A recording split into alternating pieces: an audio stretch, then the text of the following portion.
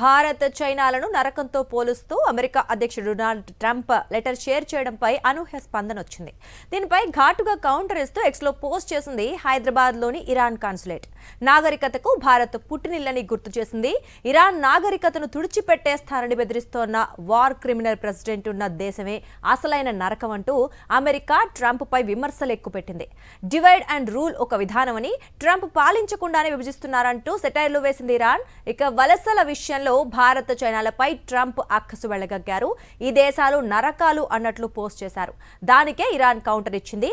నిజానికి అమెరికా ఏర్పడి 250 ఏళ్లు, కానీ భారత్ చైనాలో 1000 ఏళ్ల క్రితమే నాగరికతలు విలసిల్లాయి.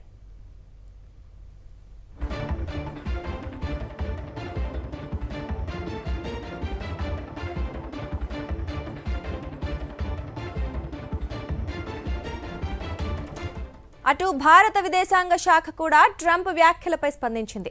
ఆ రిపోర్టు తమ దృష్టికి వచ్చిందని, ఆ కథనాలను తాము అక్కడే వదిలేశామన్నారు విదేశాంగ శాఖ అధికార ప్రతినిధి రణధీర్ జైస్వాల్.